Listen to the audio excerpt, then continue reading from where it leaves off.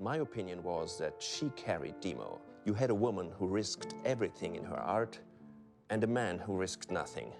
I conceived this performance impressions, two lovers covered in paint, violently launching ourselves into the canvas, so that even when we left, we would remain. Impressions was identical to an original piece of Isabella's called Misremembered. It is very different. This piece is two people, not one. Very different. That paint was black, this was blue. Blue is different than a black. The art world was always drawn to the story of Demo and Isabella. Their work always made you wonder what their relationship must be like.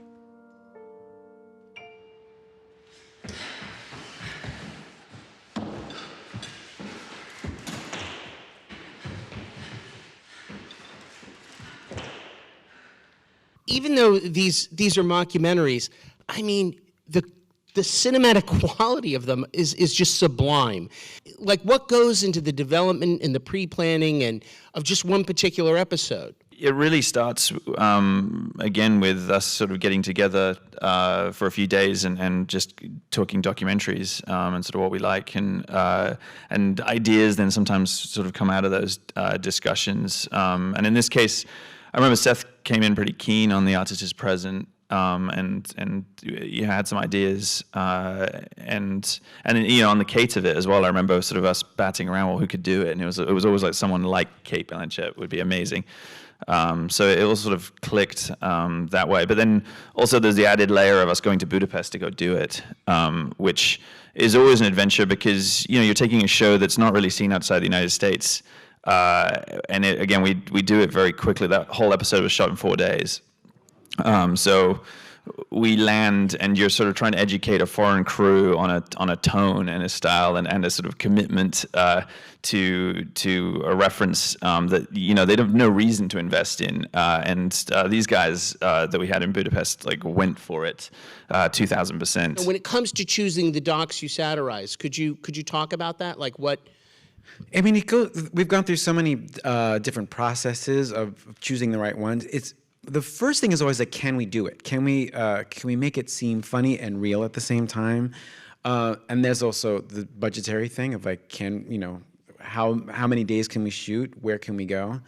And then is there enough for all the performers, so that these seem like real characters?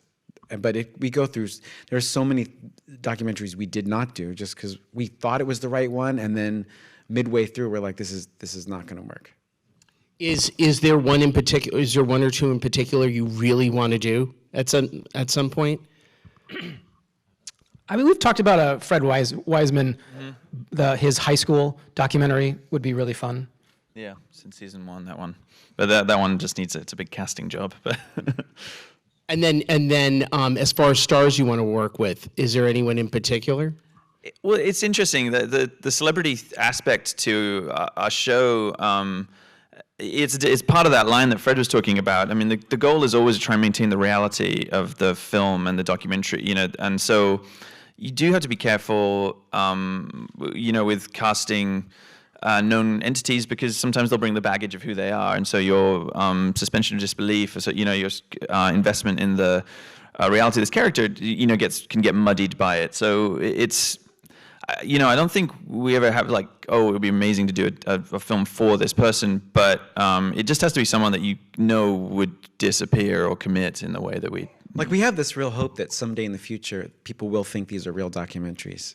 You know, 20 years down or something, yeah. People will just, we are trying to fool people. You know, there's a thing online when people are watching this and they're sort of a running gag is like, yeah, I just told my dad this is a real documentary. And he's just super confused, but he's enjoying it.